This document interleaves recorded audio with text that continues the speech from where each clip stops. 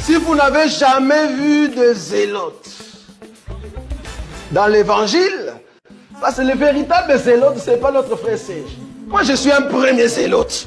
Parce que j'ai donné la définition de ces zélotes-là. Nous sommes des hommes qu'on a déjà tués depuis longtemps. Un cadavre qui marche. Dans sa demeure. Et voici le nom dont on l'appellera l'Éternel, notre justice.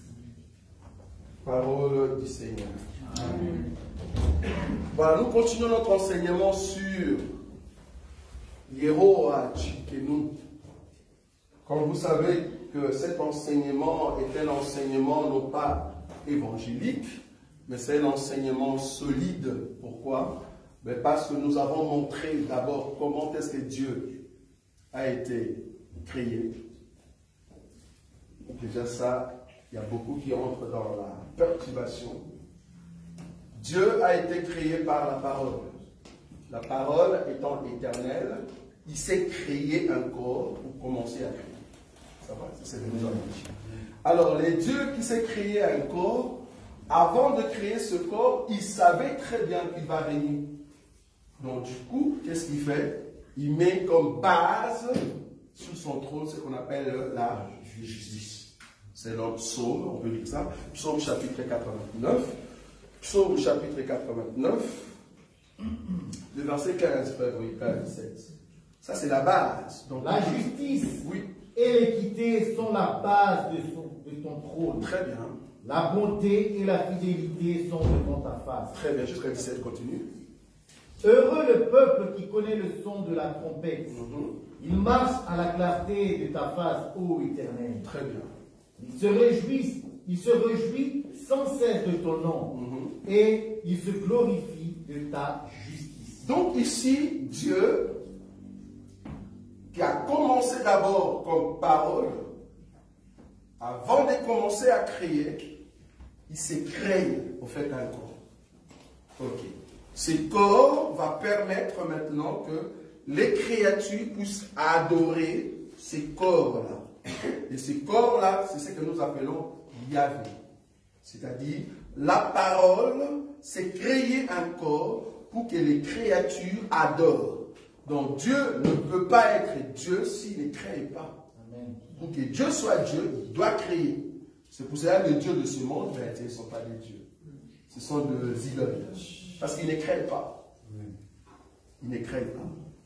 Donc notre Dieu, pour qu'il soit Dieu, il a commencé par créer. Ok. C'est comme ça que la parole, en elle-même, a en fait mis en visuel ou spirituel, dans le monde spirituel, le corps qu'on appelle Yahvé. Okay. Maintenant, la base de son trône, il fait quoi? Il dit, ok, ma base, c'est-à-dire je dois être assis sur ce qu'on appelle la justice. Alors, après cela, il commence à crier, et puis voilà. Et puis il s'est dit, ok, je dois entrer dans les temps. Parce qu'il faut comprendre qu'avec ce corps-là, on n'est pas encore dans les temps. C'est quoi les temps? Les temps, c'est quand Dieu quitte le monde éternel, entre dans l'espace du temps. C'est-à-dire, il commence à créer ce qui est visible. Okay. Dans ce qui est visible, c'est là-bas qu'il commence à créer, par exemple, la terre. Or, depuis le commencement des éléments de la terre, c'est ce que nous avons dit, le but était de retrouver Adam. Pourquoi Adam? Ben parce qu'il s'est dit, si ma base au ciel, c'est la justice, ben je dois quand même avoir cette justice partout. Que ce soit au ciel, que sur la terre. Donc, je dois créer un homme, quelqu'un qui doit porter quoi? L'enseignement de la justice. C'est comme ça que Dieu a commencé avec Adam.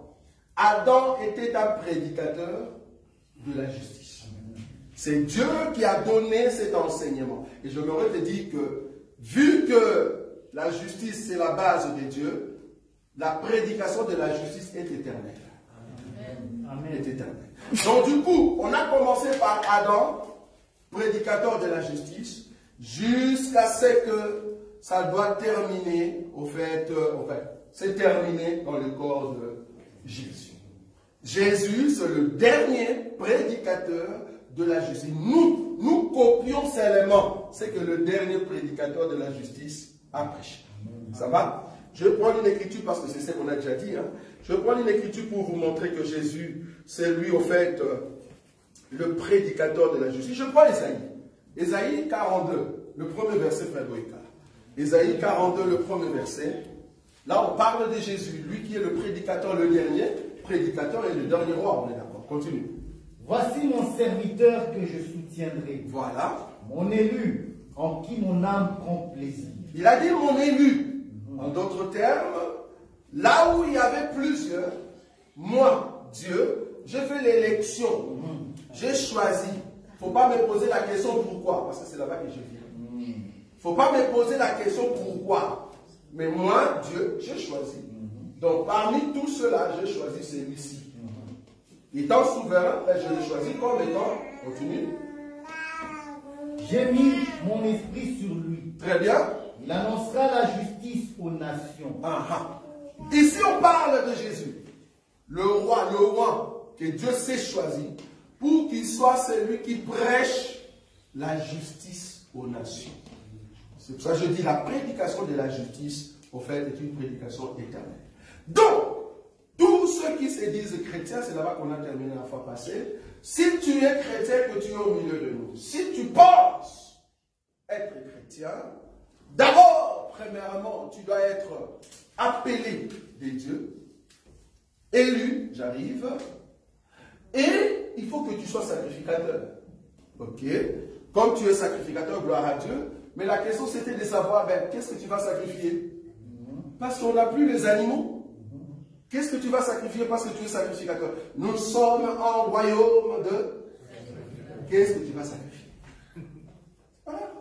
Si tu es un royaume de sacrificateurs, Jésus-Christ a été déjà sacrifié. Ne dis pas, nous allons sacrifier Jésus. Non, non. Comme quelqu'un dit, ah non, Jésus, tu es l'offrande que nous offrons à Dieu. Il chantait ça à Lingala. Donc Jésus, tu es l'offrande que nous offrons à Dieu. Quelle erreur. Non, Jésus-Christ n'est pas le sacrifice que nous, on offre à Dieu. Non, toi tu es sacrificateur, tu n'offres pas Jésus. Non, non, non. Celui qui a offert Jésus, c'est le grand sacrificateur. Il a offert Jésus comme sacrifice. Lui-même, c'est un sacrificateur qui s'est offert lui-même. Maintenant, si toi aussi tu es sacrificateur, qu'est-ce que tu dois offrir? Ton propre corps, frère. Tu dois t'offrir toi-même. C'est ce que nous avons dit. Donc, si nous sommes sacrificateurs, je dois offrir à Dieu. Ok. Ça, c'est la première étape qu'on on a dit la fois passée. Oui, je me suis offert à Dieu, c'est bien. Mais la deuxième partie, c'est amener mon sang, mon âme, pour que le sang soit quoi? Agréé. Ça, c'est la deuxième partie. Tu peux être sacrificateur, ok. Tu nous dis que tu es sacrificateur, gloire à Dieu.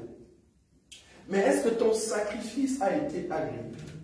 Parce qu'en réalité, quand est-ce que nous saurons que ton sacrifice sera agréé? Ben, dès que Dieu permet que tu puisses monter avec nous et aller présenter ton sang. Parce qu'en réalité, quand nous allons monter, nous allons nous présenter devant Dieu comme une offrande de bonne odeur. Donc, un parfum. Ok. Donc, si nous allons partir en enlèvement, c'est la preuve que nous sommes des vrais chrétiens. Amen. Un vrai chrétien, ce n'est pas celui qui vient à l'église.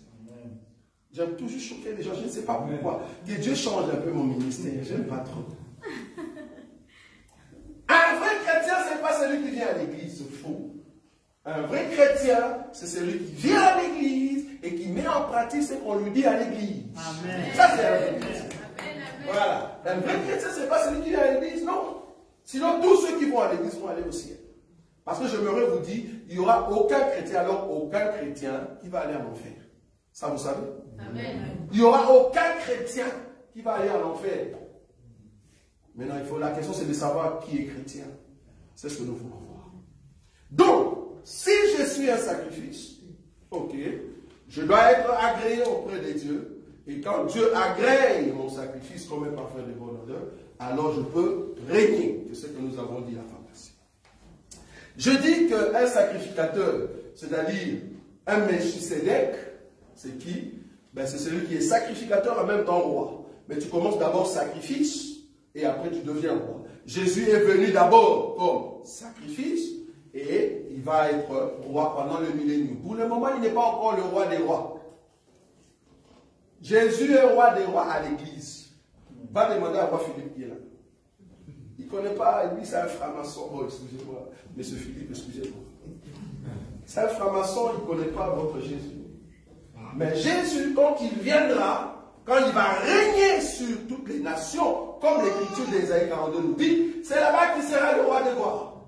Mais pour nous ici, à l'église, oui, Jésus-Christ est le roi des rois. Bon. Quand nous disons roi des rois, nous ne voyons pas des rois couronnés. Nous voyons des rois, c'est-à-dire, comme tu es là, quand tu étais dans les péchés, tu étais roi dans ton coin. Tu vois, quand tu allais dans les boîtes, tu prenais l'argent. Tu faisais ça, tu vois. Là, tu es roi. Quand tu fais le péché, tu es roi. Maintenant, Jésus, il doit monter sur ces rois-là, sur ce royaume-là. Il vient, il coupe ton royaume, il casse tout. Et toi, tu es soumis. Toi qui étais roi, tu deviens soumis.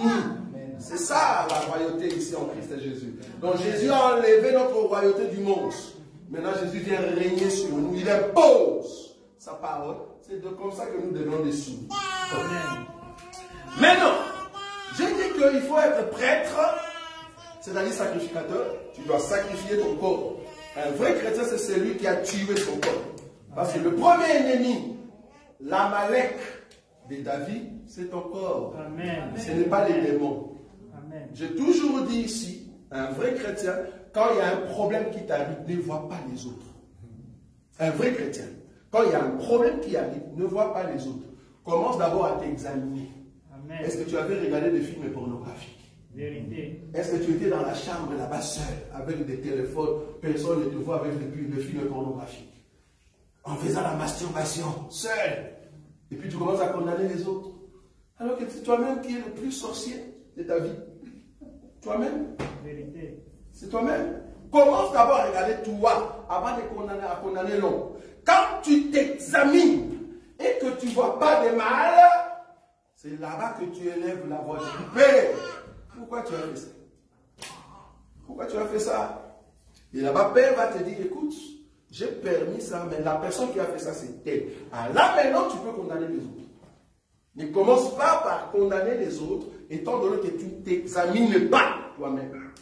Parce que le problème que nous avons aujourd'hui dans nos églises dites africaines, ou soit mondiales, quand il y a un problème qui arrive, nous avons toujours l'idée de jeter ça vers les autres.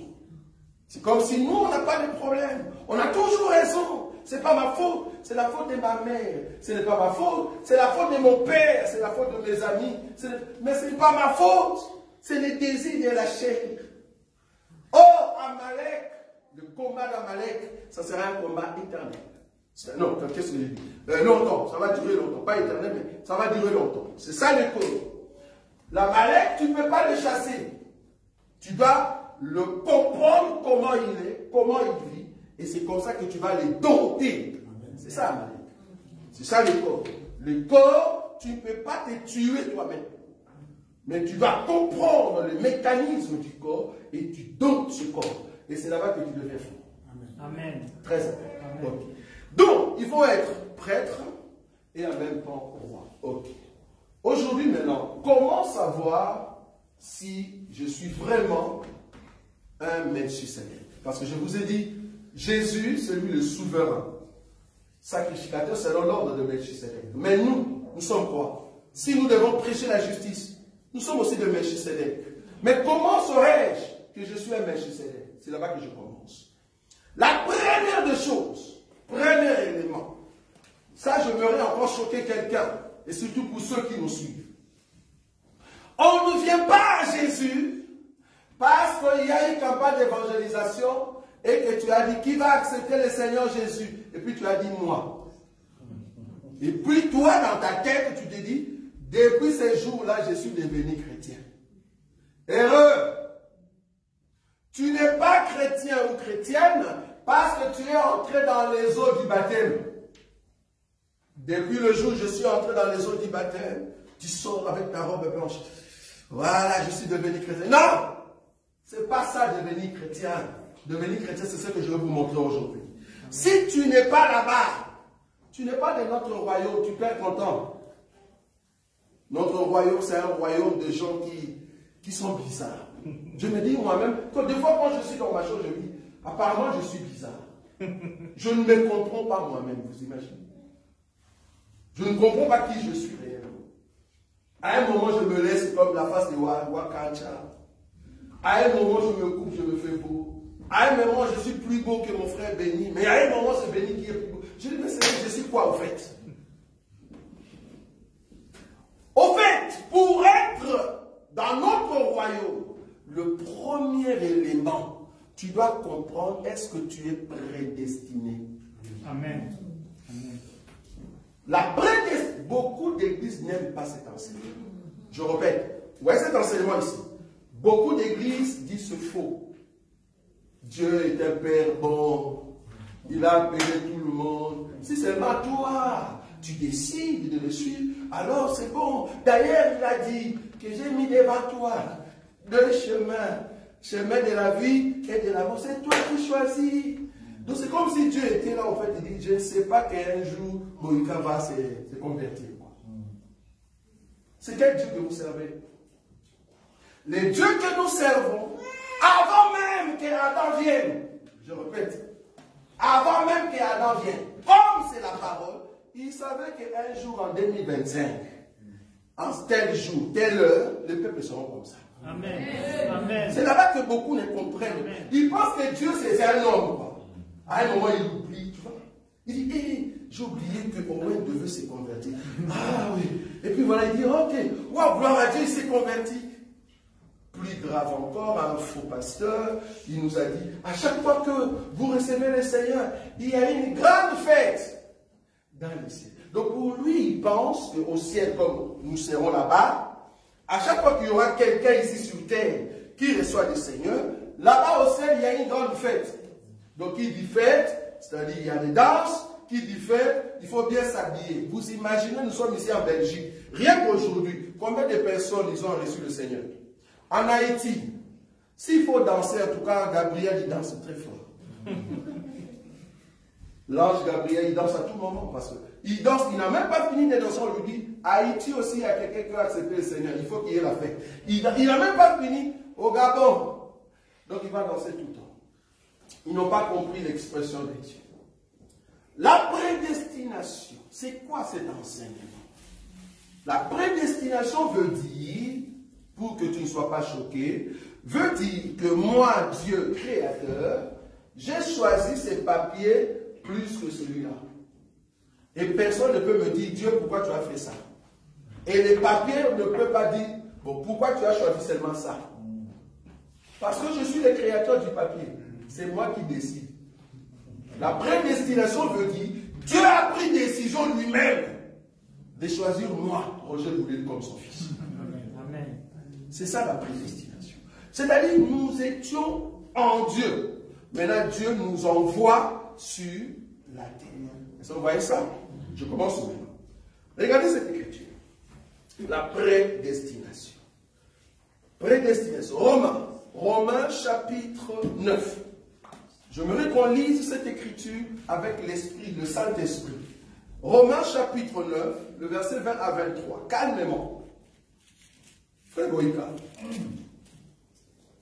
Ô homme, Oui. toi plutôt, Oui. qui es-tu pour contester avec Dieu? Oui. Le vase d'argile, Oui. dira-t-il à celui qui l'a formé, pourquoi m'as-tu fait ainsi? Le potier n'est-il pas maître de l'argile pour faire avec la même masse Oui. un vase d'honneur Oui. et un vase d'un usage vil? Attends. Pour faire quoi? Le potier comment? Le potier n'est-il pas maître Oui. de l'argile Oui. pour faire avec la même masse un vase d'honneur et un vase d'un usage vil? Est-ce que là, le potier, c'est un méchant? Non. Mais attends, on a dit une seule, la même masse. Mais avec la même masse, il fait un vase d'honneur et il fait l'autre vase vil. Mais il est méchant. Si tu es un homme, tu réfléchis comme ça, tu vas dire que le potier c'est un homme méchant. Tu as la même masse. L'autre tu fais quoi? Vase d'honneur et l'autre tu fais vase vil. Qui t'a dit de faire ça? C'est la parole qui est à l'intérieur. C'est-à-dire le potier décide en lui-même que je veux faire ça. ça sera vase d'honneur, mais l'autre, ça sera vase comment? Vide. C'est lui qui a décidé. Ça ne vient pas de vase. D'ailleurs, ce vase, quand il est sorti, il dit, je sors quoi? Ah, Dieu, tu m'as créé Judas. Mais qu'est-ce que je fais? Tu m'as créé Judas, fils de la perdition, mais qu'est-ce que je fais? Et puis il crée l'autre, Pierre. Ah, moi je suis Pierre. Mais quand même, je veux régner le Seigneur. Mais à un moment, je rentre quand même. Ah, gloire à Dieu. Ça, c'est le vase qui parle. Mais les dieux, lui, dans sa tête, dans ses pensées, il sait très bien qu'il a fait pour prouver qu'il a aimé, au fait, le vase d'honneur. Et il n'a pas, au fait, aimé. C'est ça le mal. Il n'a pas aimé l'autre vase. Si tu ne vois pas, j'ai aimé Jacob. Ça, c'est Dieu. J'ai aimé Jacob et j'ai haï Ésaü. En d'autres termes, je ne préfère pas. Et ça, c'est Dieu.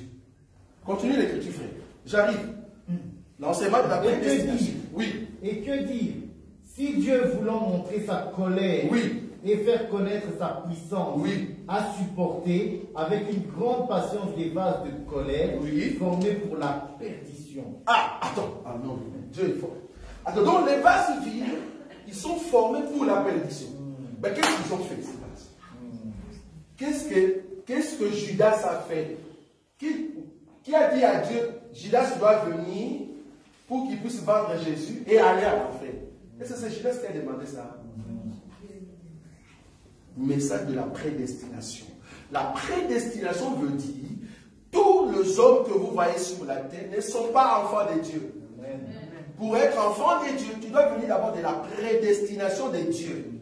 Maintenant, tu vas voir qu'avec les séquelles, parce que toi étant vase, tu ne sais pas si tu es prédestiné à être bon. Parce qu'il y a d'autres qui sont prédestinés à aller en enfer. Je le souligne ici. Il y a d'autres qui sont prédestinés à aller en enfer.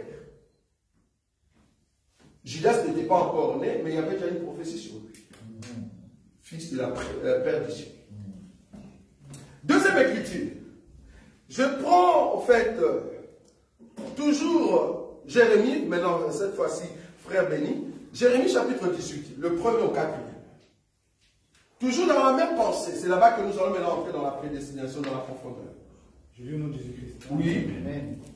La parole qui fut adressée à Jérémie, oui, de la part de l'Éternel en ces mots. Oui. Lève-toi, oui, et descends dans la maison du potier. Oui. Là, je te ferai entendre mes paroles. Mm-hmm. Je descendis dans la maison du potier, et voici, oui, il travaillait sur un tour. Très bien.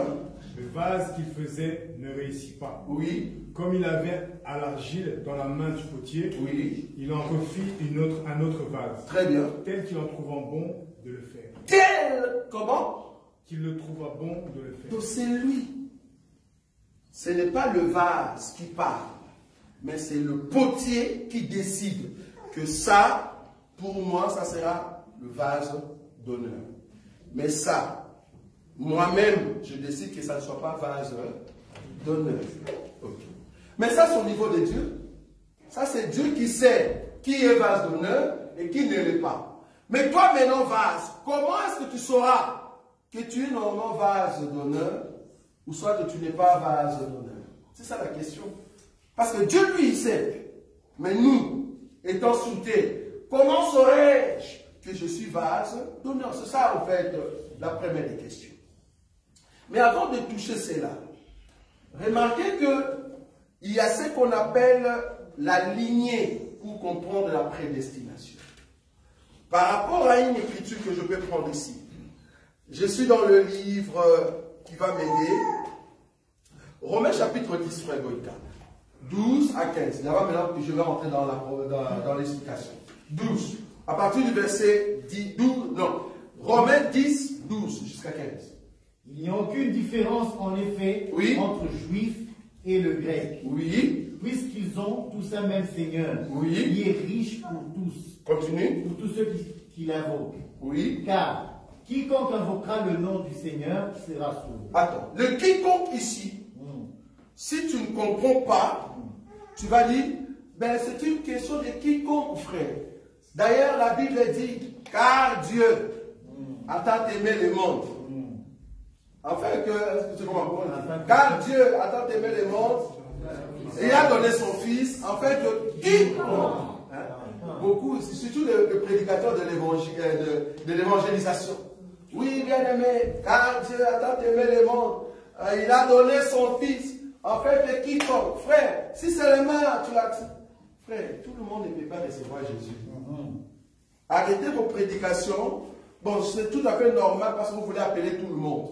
Parce qu'il faut que tout le monde d'abord vienne. Ok. Mais quand ils viennent dans l'église, c'est là-bas que nous autres, avec nos marteaux et nos épées, nous allons vous dire, si tu n'as pas Christ réellement, tu perds ton temps ici, frère. Il y a quelqu'un qui nous a dit, mais frère, la Bible dit, il y a beaucoup d'appelés et peu. Laisse le peuple être appelé. Ah bon? Qu'est-ce que toi tu comprends par appelé? C'est ce que nous voulons voir.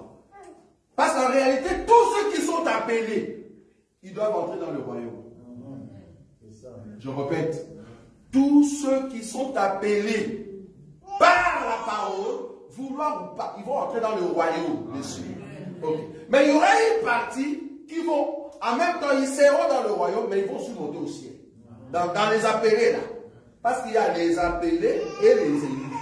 Vous voyez ça? Mais si tu es déjà appelé, vouloir ou pas, tu entreras dans le royaume. Mais il faut être élu pour commencer d'abord à goûter le royaume avant le royaume. Amen. Vous voyez ça?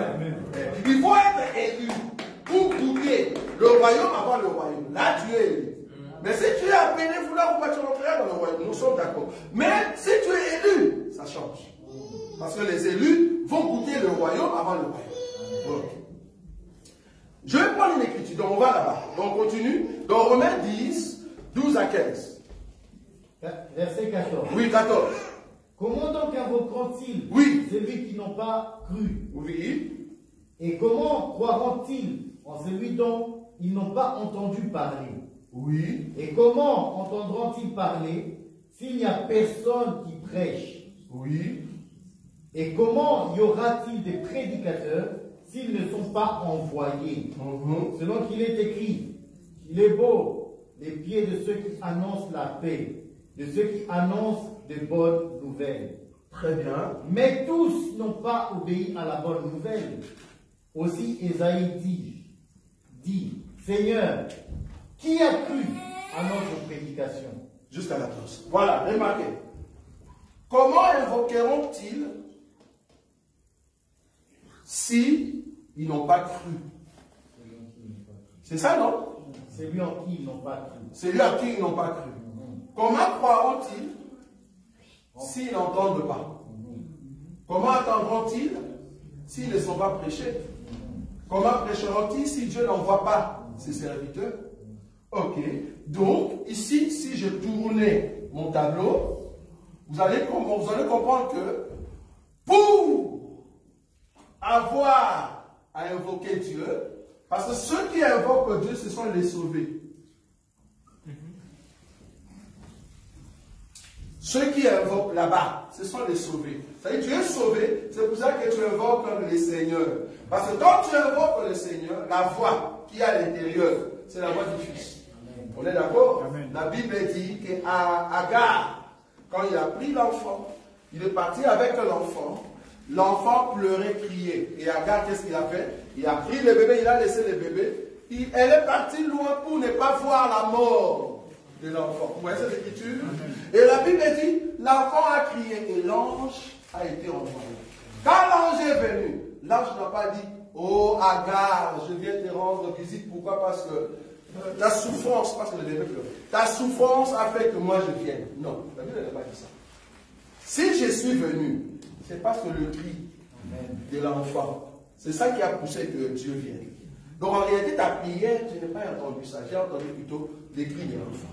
Okay. Donc quand nous invoquons, quand nous prions, c'est l'enfant qui est à l'intérieur qui prie. Et c'est là-bas que Dieu entend.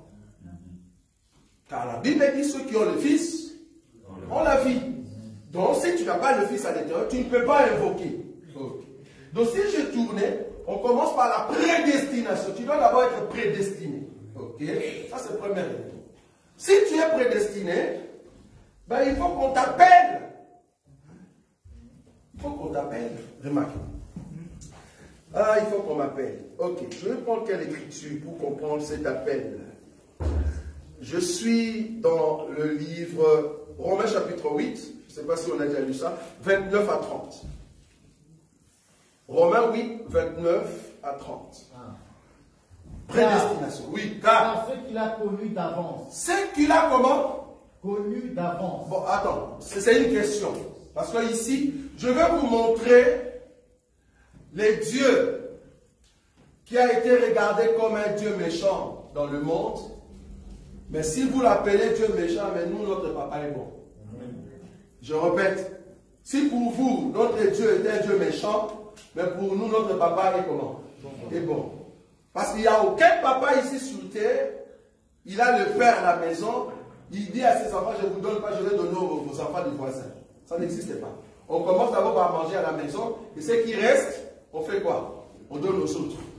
Même les pères, quand il est venu dans le corps de Jésus, il a fait la multiplication des pains. Et je me te dis, ce n'était pas seulement les pains, c'était avec quoi? Les poissons.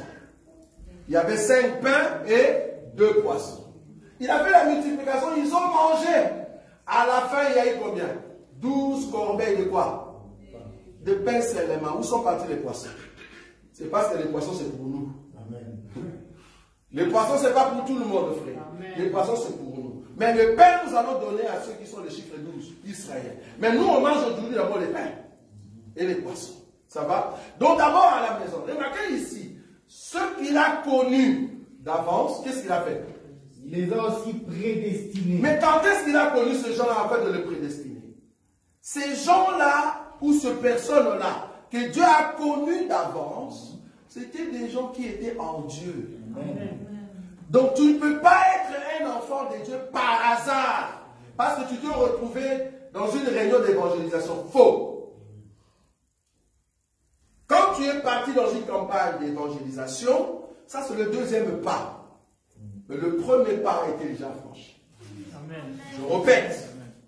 Pour que tu viennes à l'église, c'est le deuxième pas. Mais le premier pas a été déjà franchi. Amen. Donc ici, Dieu te connaissait déjà comme étant vase d'honneur. Ok. Maintenant, tu es venu sur la terre.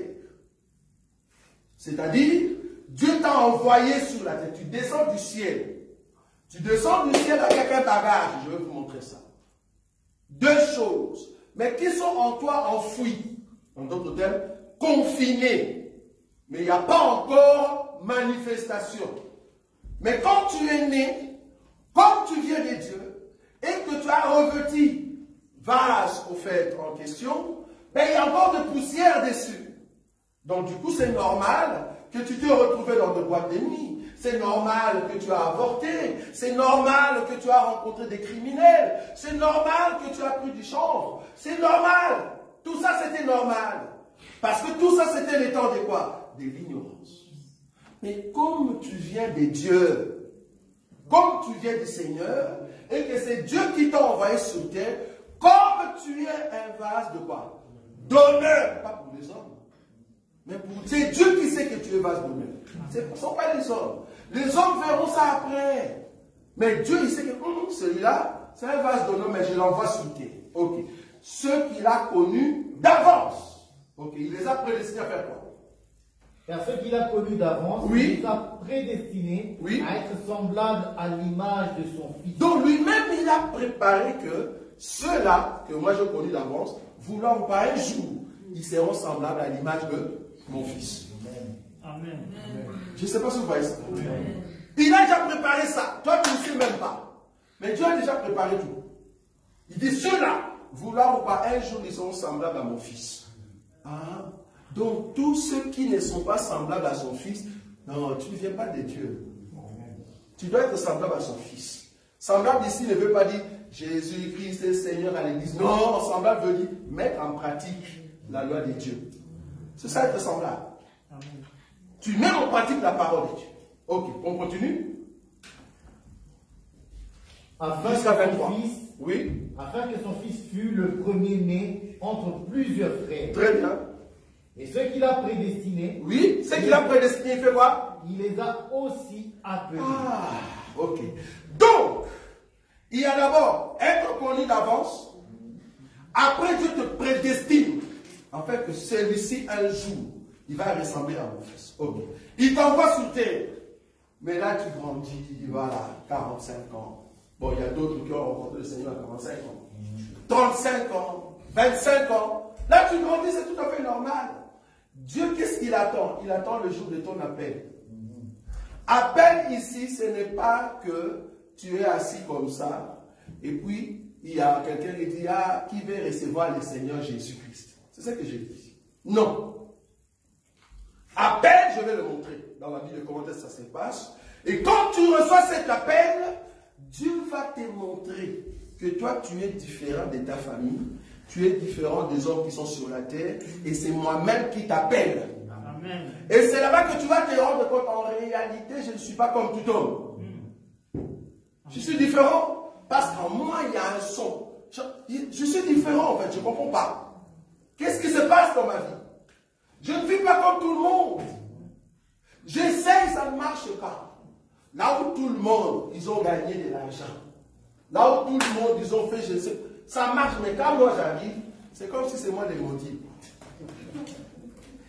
Là où il y a le travail de mafieux, on m'a dit, viens, tu vas entrer là-bas, tu vas gagner de l'argent. Quand je viens là-bas, ça ne marche pas. Je comprends que ma prédestination n'est pas comme les autres. C'est pas comme les autres. C'est parce que Dieu va me ramener pour dire, tout ce que tu fais avec ton effort, ça ne va pas marcher. C'est moi qui t'appelle. Tu dois avoir l'appel.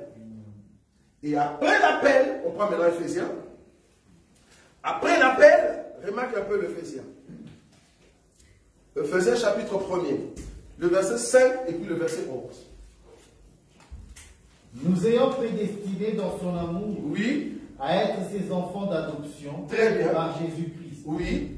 Selon le bon plaisir de sa volonté. C'est lui-même qui a en fait cette volonté-là pour que nous soyons prédestinés. Ça ne vient pas des hommes. Ok, continue. Le verset 11. Verset 11. Oui. 6. Ah, non, juste le verset 5 et le verset 11. Ah, 11. Oui. En lui, Oui, en lui. nous sommes aussi devenus héritiers, Très bien. ayant été prédestinés, Oui. suivant la résolution de celui qui opère toutes choses d'après le conseil de sa volonté. Donc cela vient de Dieu pour que moi je sois prédestiné. Maintenant, comment je vais comprendre que je suis prédestiné? Deuxième élément, c'est l'appel. Cet appel ne vient pas de l'évangélisation, je souligne ici. Cet appel doit être toi et avec ton Dieu. Avant que tu viennes à l'église, chacun de nous, si tu n'as pas encore cet appel, viens nous trouver. Je peur que tu puisses perdre ton temps ici. Tous ceux qui sont en Christ et Jésus, ils ont reçu un appel. Okay. Regarde comment c'est l'appel vient. 1 Samuel. 1 Samuel, chapitre 3, frère Boïka. Écoutez bien l'appel. Hein? Comment ça se passe? 1 Samuel, chapitre 3, le verset 4, jusqu'au verset 11, frère Boïka. Alors l'Éternel appela Samuel. Oui. Il répondit, me voici. Et il courut vers Élie et dit, me voici, car tu m'as appelé. Élie répondit, je ne t'ai point appelé, retourne te coucher. Et il alla se coucher. L'Éternel appela de nouveau Samuel. Et Samuel se leva, alla vers Élie, et dit, me voici, car tu m'as appelé. Élie répondit, je ne t'ai point appelé, mon fils, retourne te coucher.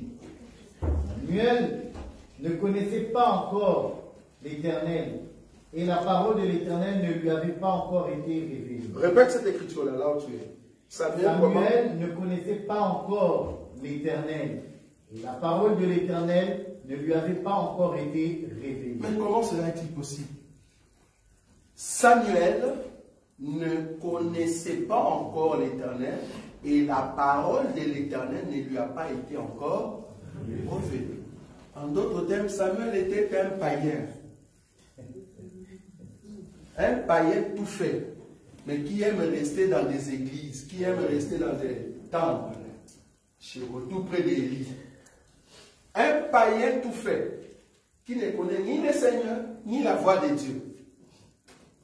On l'a appelé pour la première fois, Samuel étant un païen, il va aller trouver un Élie. Élie, tu m'as appelé. Le Élie ici peut représenter ce que toi tu penses être le chemin pour sortir de tes problèmes. Le problème qui t'arrive dans ta vie, tu ne comprends pas que c'est un appel que Dieu te dit, sors de là où tu es, c'est moi qui t'appelle. C'est ça. C'est-à-dire qu'il y a des circonstances qui arrivent dans notre vie, tu dis, ok, ces problèmes ici, pour trouver la solution, je veux vers tel. Et tu vas voir que ça ne va pas réussir. C'est ce que Samuel aussi faisait. Il y a, la voix que j'ai entendue ici, c'est la voix d'Élie. Donc Samuel confond la voix de Dieu et la voix d'un homme. C'est tout à fait normal, c'est un païen. Un païen n'a pas des oreilles, il n'entend rien. Il comprend selon ce qu'il perçoit. On l'a appelé pour la première fois. On l'a appelé pour la deuxième fois. Et on l'a appelé pour la troisième fois. La Bible dit, il ne connaissait pas le Seigneur.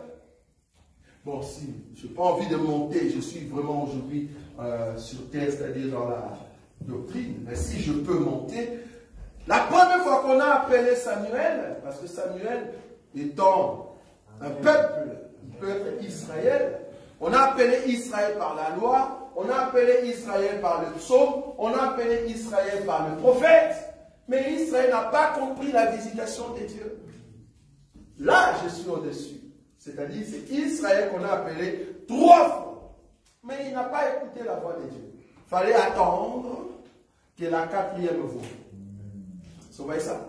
Il fallait attendre la 4e voix. C'est là-bas maintenant que la 4e voix arrive. Mais avant que la 4e voix arrive, parce qu'à la 3e fois, Élie a compris. Ah, ok. C'est petit, je crois qu'il entend une autre voix. C'est pas moi. Parce que moi, je ne l'appelle pas. C'est pas moi. Donc, Élie dit, ok, si tu entends encore la voix, dis, Seigneur, me voici. Ça, c'est Élie qui dit ça. Il dit, ne viens pas vers moi. Mais si tu écoutes la voix, dis à cette voix, me voici, mais pas ma voix. L'Éternel, Dieu suscitera du milieu de vous un autre prophète, vous devez l'écouter, pas moi. Est-ce que vous comprenez ça? Amen. Tu n'as pas vu. Je répète. En Israël, la loi était la base. Et cette loi ne pouvait pas sauver le peuple. C'est pour cela que Moïse a dit, Dieu suscitera du milieu de vous un autre prophète qui viendra. C'est celui-là que vous devez écouter, pas moi. C'est ce qu'Élie dit ici. Il dit non, si la voix t'appelle, me l'a dit, Seigneur, parle à ton serviteur, j'écoute. Et la Bible dit, la voix a appelé pour la 4e fois. Or, la 4e fois veut dire, je viens délivrer mon peuple. Vous voyez ça?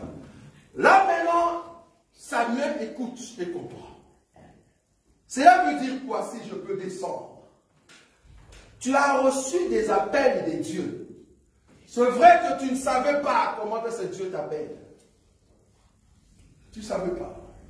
Il y a d'autres dieux les a appelés par accident. J'ai déjà rencontré un homme comme ça. Dieu l'a appelé à partir d'un accident. C'est-à-dire la personne, on lui avait dit, ben, il faut venir à l'église. Oh, vous avec vos dieux. Et c'est là-bas que la personne roulait avec sa voiture. Et sur l'autoroute, accident, boum, la personne, quand la personne se réveille, il est de l'autre côté de l'autoroute. Il ne sait pas qui lui a enlevé de là pour l'amener de l'autre côté. Il dit non, Dieu existe. Alors là, je viens à Dieu. Ça, c'est son appel. Tu ne peux pas prendre son appel pour que ça soit ton appel. Tu ne sauras pas, tu vas mourir. Chacun de nous a son appel.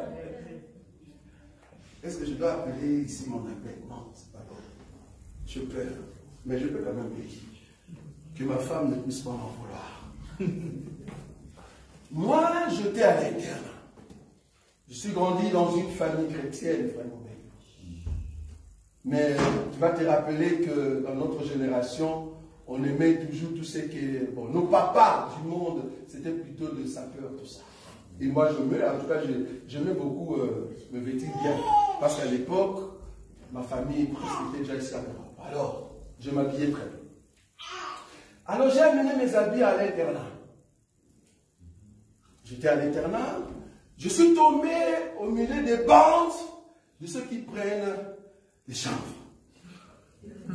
J'ai dit, ok, ben, je vais essayer. Pourquoi? C'est juste de la fumée.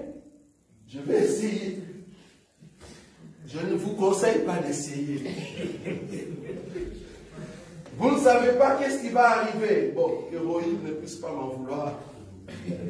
Frère, moi, votre frère, j'ai essayé. Bon, en tout cas, si à cette époque il y avait des téléphones, Dieu merci, les téléphones n'existaient pas. S'il n'y avait pas encore des téléphones smartphones, on allait me filmer. Les gars qui étaient à côté de moi, je peux encore entendre le voix, il me disait, toi tu n'es pas fait pour fumer les chambres. J'ai roulé par terre, je chantais, je ne sais pas qu'est-ce que je chantais. J'ai sauté des cours d'eau, il n'y en avait pas. Donc tout le monde qui était à côté de moi, ils ont dit, ah voilà, c'est la folie qui a commencé. Et je me rappelle que je commençais à donner des prophéties qui n'existaient pas. Mais le gars m'a dit, si on continue comme ça, il faut l'amener à l'hôpital. Et ce qui est bizarre, selon ces gars-là, les mauvais esprits commençaient à parler à l'intérieur. Il dit, le petit ici qui prend des chambres, s'il continue comme ça, nous allons le tuer dans cette histoire des chambres. En tout cas, dès qu'il va rentrer normal, il faut lui dire, plus jamais il va toucher à ça. Ça, c'est les mauvais esprits qui parlaient encore en moi. Vous imaginez? Bon, je ne sais pas si c'était les chambres qui parlaient. Et puis c'est comme ça que quand je me réveille, on me dit, frère, ne touche plus à ça. Parce qu'il y a d'autres personnes, si elle est calme, elle pense seulement la chose, la personne devient bizarre. C'est-à-dire, vous ne savez pas qu'est-ce qui amène cela. Et il y a d'autres personnes qui peuvent prendre même de machettes pour tuer les gens, juste sous l'effet de la chose. C'est-à-dire, c'est tout un esprit qui va te prendre et t'amener dans un autre monde. Et tu penses que ce monde-là est bon. Moi, j'entendais des sons. Quand j'ai dit des sons, je pouvais entendre des sons et je commence à danser. Il n'y a pas de son autour. C'était des esprits, frère. Depuis ce jour-là, j'ai dit non, je ne veux plus prendre cela. Je dois vraiment chercher Dieu dans la profondeur. Parce que vous imaginez, je me suis retrouvé à côté de rails de train. Parce que pour ceux qui connaissent Bakongo, dans la ville, Kassangou, il y a normalement le train qui venait de Kinshasa et qui passe par là, tout près de notre internat. Et je suis parti là-bas parce qu'il y a des sapins, tu vois. Il y a des sapins à Kassangou, beaucoup de sapins, même les gens allaient prier là-bas, jusqu'aujourd'hui. Il y a tellement de sapins, et c'est grave. Je suis rentré dans la forêt seul, la nuit, et j'ai commencé à chanter la nuit. Ah bon? Quand tu me prends de photos comme ça, tu dis, non, c'est pas le frère. C'est parce que ces choses-là, c'est un mauvais esprit qui va s'emparer. Donc, avec ces choses-là, tu peux dire, le lion est devenu comme un chat. Tu vas commencer à caresser le lion, et puis le lion te mange. Tu es parti. Parce que toi, tu ne vois plus le lion. Tu vois, oh, gentil chat. Tu vois. Alors que tu es sous l'effet. C'est que toi, tu penses quelque chose de grave, mais avec cet effet-là, tu peux tuer une personne normalement. Donc, voulant ou pas, moi, le Seigneur m'a attiré à partir de ces choses-là. Bon, les autres, le Seigneur les a attirés parce qu'ils étaient dans une maison d'un féticheur. Tu es parti auprès d'un féticheur, tu as appris quelque chose, ça tournait mal. Les autres sont devenus fous, mais toi, tu es sorti une dame, et puis il dit, non, Seigneur, je veux plus entrer là-bas, je veux chercher ta face. C'était un moyen que Dieu utilisait pour t'attirer. Amen. Et si tu comprends ton appel, c'est là-bas que tu dis, ok, je veux maintenant chercher Dieu. C'est ce qu'on appelle appel. tu as compris l'appel, tu dois maintenant attendre à 7 heures que Dieu puisse faire quoi? Envoyer quelqu'un qui doit venir te parler de la part du Seigneur. Dès que la personne parle, tu vas dire, ça, c'est le son de mon royaume. Pourquoi? Parce qu'en toi, à l'intérieur, il y a un son. Le son te dit, tu es différent. Parce qu'en réalité, tu devais déjà mourir. Si tu n'es pas encore mort, c'est parce qu'il y a quelque chose en toi que je dois régler. C'est ce qu'on appelle l'appel. Si les autres sont morts, j'étais étonné, j'ai vu l'accident en Inde. Vous avez vu ça? Et seulement une personne qui est décédée. Si c'était moi, j'allais dire c'est l'appel de Dieu. Si c'était moi, j'allais dire c'est l'appel de Dieu. Qu'est-ce que tu as mérité pour que tu sois vivant? Qu'est-ce que tu as mérité? Les autres étaient calmes dans leur maison. Votre avion est monté de l'aéroport. L'avion est venu jusqu'au-dessus, au toit de leur maison. Boum, ils sont morts. Mais toi, tu étais dans l'avion et tu es sorti vivant. Et tu ne penses pas que c'est l'appel de Dieu. Une telle personne, si tu vas en fait, qu'est-ce que tu vas dire à Dieu? Qu'est-ce que tu vas dire à Dieu? Vous voyez?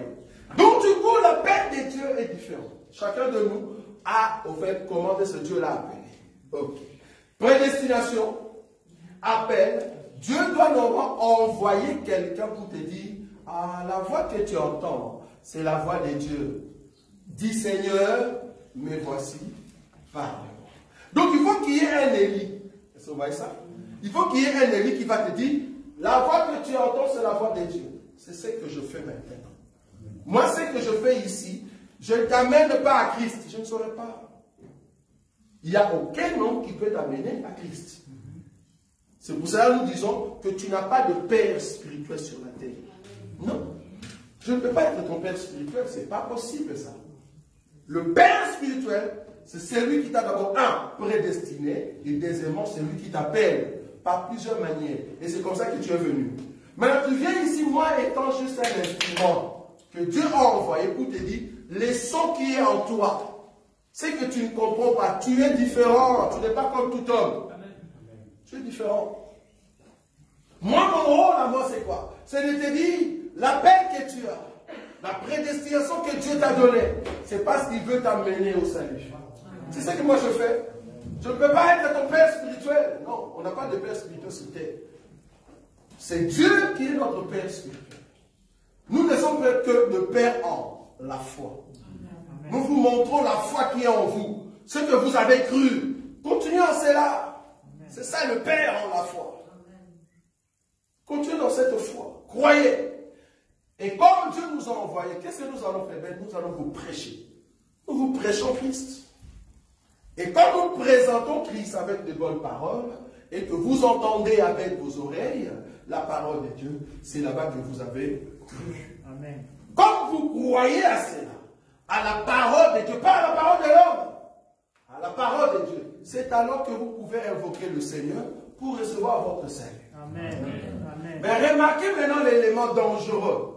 L'élément dangereux est que vous êtes prédestinés, vous avez déjà reçu l'appel, mais vous venez auprès des envoyés. Mais cet envoyé n'est pas un envoyé de Dieu. Le bien est que je souligne, tout homme qui a été prédestiné par Dieu et que Dieu a déjà appelé, vouloir ou pas, tu vas détecter que ça c'est un faux. Ça c'est le bien. Amen. La grâce que le Seigneur nous accorde. Amen. Amen. Je vous dis là où moi je suis passé. Hey. Non. Il y a une église qu'on appelle l'église des disciples.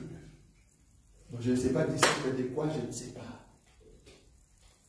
Cette église-là se trouve quelque part, en tout cas en Afrique. Et là, on vous fait boire de l'huile. On vous donne des mouchoirs. Et parce que nous sommes purs en Christ et Jésus, tout le monde doit mettre des habits blancs. Et puis comme des habits blancs, bon, excusez-moi ma soeur Caroline, comme nous on est en Afrique, on dit non, la couleur noire c'est la couleur des démons, il faut mettre des poudres pour devenir blanc. Et là tout le monde devient blanc avec des poudres Et là-bas, on chante, on dit, voilà, nous sommes purs. Mais il parle au nom de Jésus. Si tu es vraiment un envoyé, c'est lui que Dieu a prédestiné, le bien que Dieu a mis en nous, tu vas comprendre qu'ici, je ne suis pas dans le bon. Pourquoi? Parce que nous venons de Dieu. Je vous ai dit que Dieu est en parole, il s'est créé un corps. Le corps, et il est assis sur quoi? Base qu'on appelle la justice. Or, nous tous, nous venons de la parole.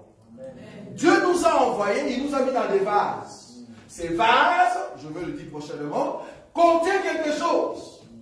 Normalement, il y a deux choses de valeur à l'intérieur. Il y a ce qu'on appelle des contrats d'acquisition. J'aime ça. En nous, Dieu avait déjà promis des contrats d'acquisition et il a promis l'huile qu'il doit mettre ensemble dans des vases. Donc, dès que tu viens, bon, ça c'est le problème avec nous autres. Dès que tu écoutes quelqu'un parler, à l'intérieur de toi, tu sens, non, ça, cette parole, ça ne vient pas de Dieu. Amen. Je le sens. Que ça, ce n'est pas notre nourriture. Car la vraie nourriture, parce qu'il y a d'autres personnes qui disent, ça, ce n'est pas notre nourriture. Mais quand il dit nourriture, nourriture du genre qui pèse à la chair. Alors que nous, ici, notre nourriture, c'est-à-dire, je retrouve la source là où je viens. Amen. La connexion. Parce que comprenez qu'avec nos familles, nos mamans, nous n'avons plus ce qu'on appelle le lien de cordon ombilical, parce que Dieu a permis que ça soit coupé. Vous imaginez une maman qui a 4 enfants et que Dieu laisse quand même le cordon ombilical, donc c'est une maman qui va commencer à marcher avec 4 liens des enfants.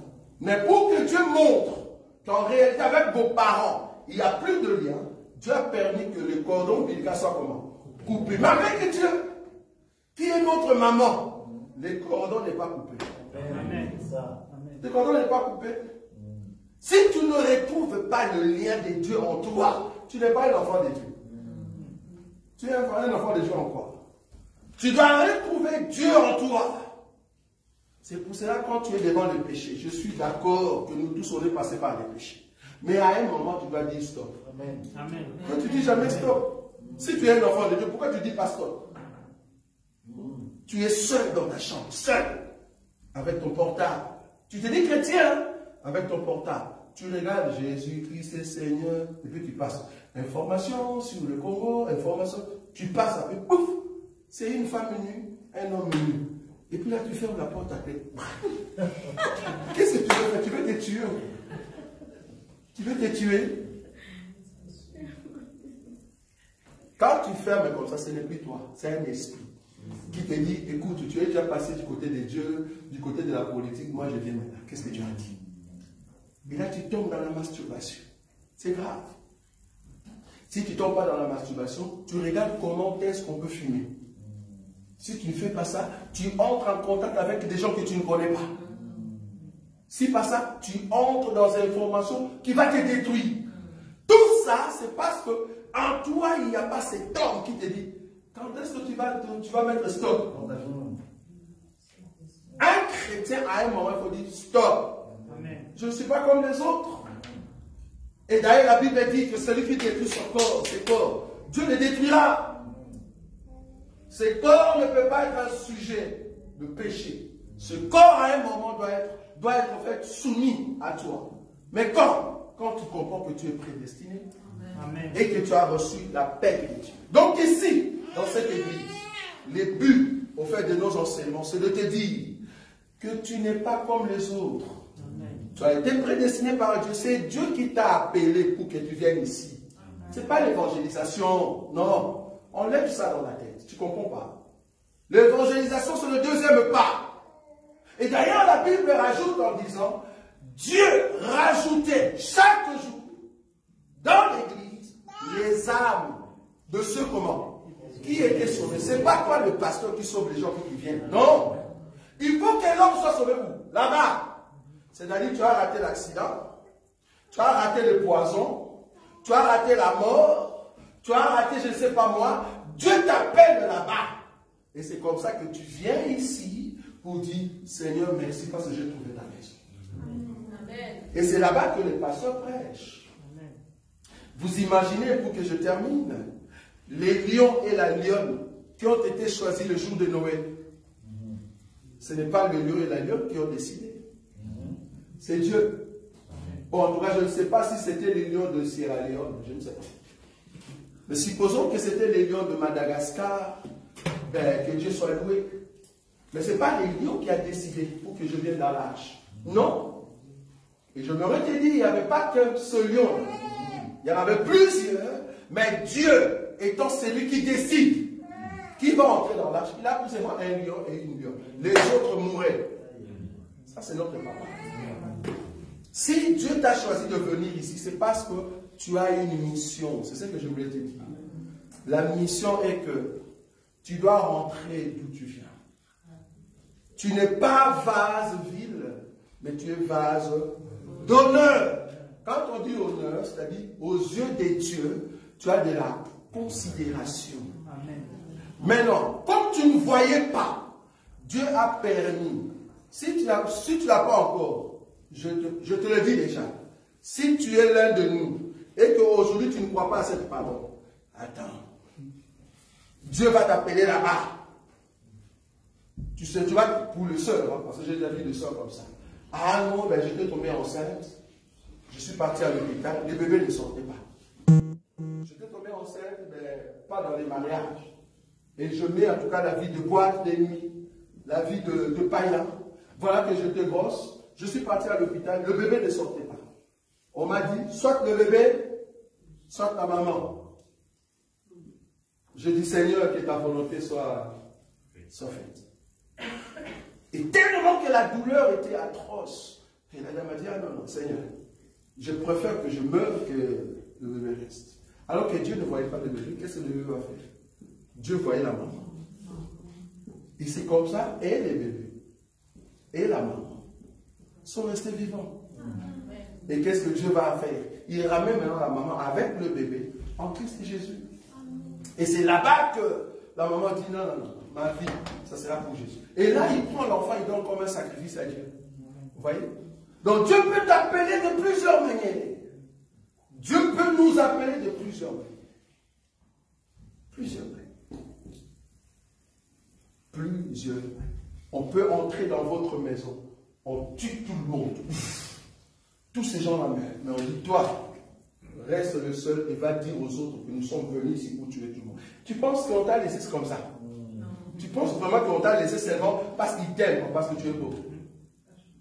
On t'a laissé parce que tu as une mission. Ta mission ne pouvait pas se terminer ce jour-là. Dieu voulait que tu puisses annoncer aux autres que je ne suis pas comme les autres. Même si ma maman, mon père ont été tués, même mes frères et mes soeurs, si je suis resté le seul ou la seule dans notre famille, c'est parce que j'ai une mission. La mission, c'est quoi? Je suis prédestiné, appelé par Dieu lors de l'assassinat. Et aujourd'hui, j'écoute la parole de Dieu pour aller au ciel. Amen. Ce n'est pas la chair qui compte devant Dieu. Ce n'est pas parce qu'on a tué tout le monde que Dieu va se sentir dans des remords. Dieu s'en fout complètement de la chair. La chair, Dieu t'a donné cela pour que tu puisses dompter cela. Tu dois gagner la force sur la chair et c'est comme ça que tu vas entrer au ciel. Donc, Dieu peut décider aujourd'hui qu'il amène l'eau de l'océan. Ça entre partout ici. Mais il laisse seulement 5 personnes. C'est lui qui décide. Il y a même une écriture qui dit, pour que je termine, la Bible dit, même quand Israël sera inondé, où Israël sera rempli, vouloir ou pas, il y aura seulement un reste qui sera sauvé.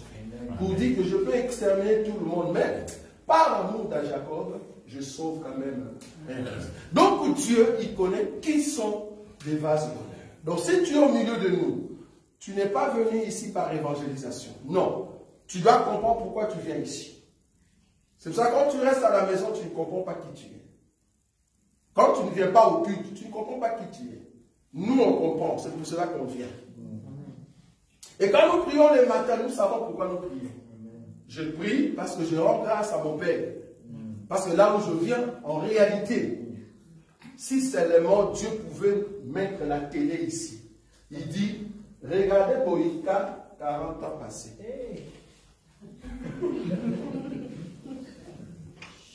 Tu vois la dame là? qui chante Alléluia. Regarde, 50 ans passés. C'est une femme. Bon, parce que nos vies passées, Dieu ne me répare que chacun de nous puisse le voir. Et je vous dis, si Dieu remettait cela, vous n'allez pas aimer que je puisse le mettre ici. Sérieux.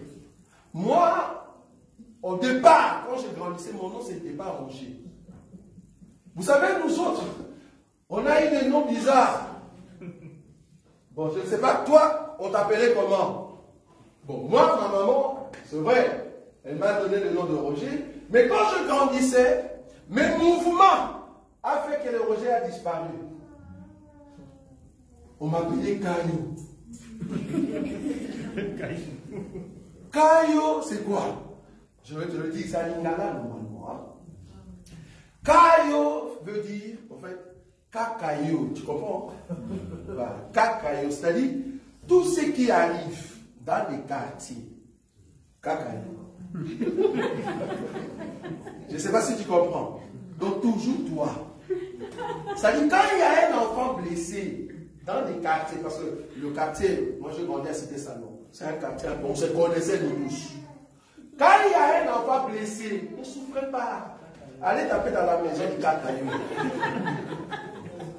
Et quand vous venez, vous cherchez maintenant les petits en question. Si vous me trouvez, c'est que vous êtes fort.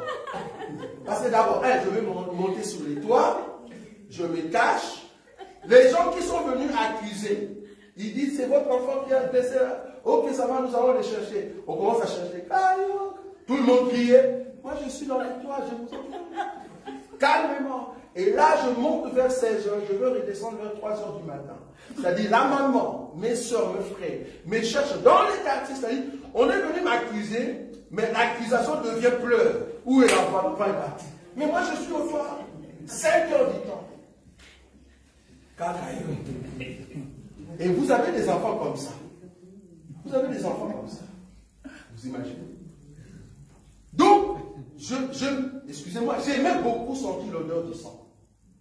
C'est-à-dire, quand il y a un combat, j'aime beaucoup les sangs. Kakaïou. Et puis, quand ils disent exactement c'est moi. Et c'est vrai qu'à la fin, je dis oui, c'était moi. Donc, tous ceux avec qui on a grandi ensemble, ils savent. Ils sont encore vivants, ils peuvent témoigner. Et quand ils me voient aujourd'hui prêcher, ils disent, hé, Dieu est bon. Parce que si cet homme, heureusement, je le dis toujours, à cette époque-là, vos mouvements de combat spirituel n'étaient pas encore. C'était juste des églises évangéliques. Mais les églises de combat spirituel où tout le monde est sorcier. Moi, j'allais être le premier sorcier de la société dans le Ben oui. Pourquoi? Mais comment est-ce qu'un enfant, si je ne suis pas blessé au courant de la semaine, ça ne passe pas. Donc, si cette semaine, on ne m'amène pas à l'hôpital pour me mettre... Mes blessures étaient toujours, comment dire, cousues. À l'hôpital. Donc, je n'avais pas des blessures du genre normal, non. Puis, ça, non, Dieu. J'ai failli perdre l'œil. Je me rappelle, on cueillait le mangue. Je sais pas, j'avais quel âge, et j'étais à côté d'un bien-aimé, et eux, ils jetaient des pierres normales. Pour cueillir le mangue, qu'est-ce qu'il faut faire? Juste des pierres. Moi, je suis parti prendre, tu vois les gardiens de kiké. Tu vois le kiké? C'est le kiké. C'est-à-dire comment on appelle ça? En français. Comment on appelle ça? Comment? Baby-foot. Baby-foot. Non, baby-foot. Baby-foot, tu vois le kiké là. C'est ça, hein, baby-foot? Je suis parti prendre les gardiens avec le fer. C'est comme ça que je le prends et je lance. Maintenant, la chose est partie, il restait sur le sarment de l'arbre. Je le voyais bien, je dis, bon, je ne vais pas monter, je prends une pierre pour lancer pour que ça revienne. Et moi, j'étais là, je regardais, pourquoi j'avais dit, je vais le prendre comme ça. Et je le ratais. C'est là-bas que ça m'a coupé ici. Donc, pour ceux qui me connaissent, si tu me regardes bien, là, la paupière, normalement, était coupée complètement. Et ma mère croyait que j'avais perdu l'œil. Un jour, pour terminer, pour comprendre que si Dieu mettait nos passés ici, même ton frère à la maison m'a dit, non, cet homme ne peut pas être un enfant de Dieu. Ça, c'est des appels. Comment est-ce que Dieu peut nous appeler? Je dis, non, tu n'es pas bon, frère. J'étais avec mon frère, celui qui vient après moi. Il est encore vivant. Il est au Congo, il chante, il est un pasteur. Avec moi à la maison, on discutait. Moi, je ne parlais pas trop. J'étais du genre, ah, tu veux? Ah ben voilà. Alors il parlait, bon, lui c'est quelqu'un qui parle trop. Et moi, j'étais là, j'ai dit, si tu continues, je vais prendre le fer à repasser, je vais mettre sur toi. Et c'était chaud, je ne dis pas que c'était froid. Parce que le fer à repasser était à côté, maman était en train de repasser et elle a déplacé. Et le petit, comme il parle trop, je dis, ah bon? Il dit, ah, tu peux mettre. Tu es sûr? Oui. Moi, quand il dit, tu es sûr, moi je dis, je n'ai pas la faute, parce que c'est lui qui a dit, je suis sûr. Donc, ce n'est pas ma faute. Et c'est comme ça que j'ai pris sa main. Jusqu'aujourd'hui, il y a la blessure sur son corps. J'ai pris le fer à repasser, je le repasse sur sa main. Et je vois encore des graisses de son corps qui est resté sur le fer. Ma maman disait, si on doit prendre un sorcier parmi mes enfants, c'est toi. Et voilà, parmi tous ces enfants, c'est lui qui est le véritable sorcier en Christ. C'est moi.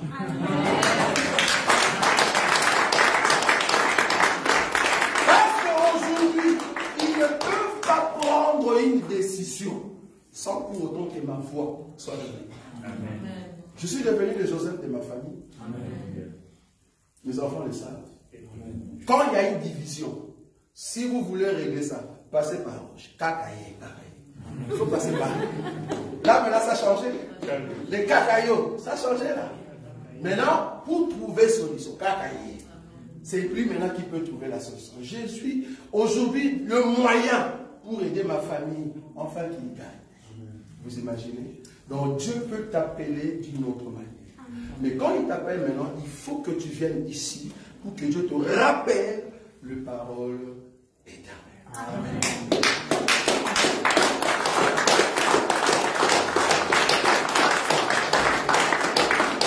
J'avais voulu en tout cas donner mon témoignage, moi je ne le fais pas souvent, comme vous me connaissez. Mais je voulais quand même le donner. Pourquoi? Parce qu'il faut comprendre la prédestination. Ce n'est pas parce que tu avais avorté que tu n'as pas appelé quelque chose. C'est faux. Ce n'est pas parce que tu as tué quelqu'un que tu n'es pas appelé de Dieu. C'est faux. Ce n'est pas parce que tu avais mis la bombe quelque part que tu ne seras pas appelé de Dieu. C'est faux. Ça peut être des moyens que Dieu a utilisés pour que tu viennes ici. Et quand tu viens ici maintenant, tu ne veux pas écouter Dieu. C'est là-bas que Dieu dit, voilà le fils de la perdition. Vous comprenez ça? Mais quand tu écoutes Dieu ici, tu dis, ah ok, j'ai retrouvé mon chemin, alors je peux respirer dans la parole. Prie avec moi. Tiens ta main sur ta poitrine. Mets ta main sur ta poitrine. Seigneur, Seigneur, prie avec moi. Seigneur, j'ai besoin de ton soutien. Accompagne-moi sur ces chemins de la gloire, afin que je puisse te rencontrer véritablement. Que ta parole gagne mon cœur aujourd'hui et à jamais. Je veux prier. Tendre Père, je te dis merci. J'ai besoin que ta grâce qui nous a conduits, qui a trouvé Pierre, qui était un pécheur, mais tu l'as ramené afin qu'il puisse pêcher les âmes. Tu as trouvé Jean, qui était un homme violent, mais tu l'as ramené dans l'âge. Tu as trouvé Paul, qui était un persécuteur, mais tu l'as amené dans l'âge. Chacun de nous a un appel, Seigneur. Chacun de nous a été prédestiné à trouver le chemin de la gloire. Si nous sommes des sacrificateurs, chacun de nous a un appel. Permets que cet appel sonne maintenant dans nos cœurs, afin de fuir le mal, de fuir le péché et de s'aligner sur le chemin de la gloire. Bénis ton peuple pour la seule gloire de ton nom. En ton nom, Jésus-Christ, que nous avons ainsi prié. Amen. Amen. Voilà. Nazakomata ngai, nazakomata ngai, nga nazakomata.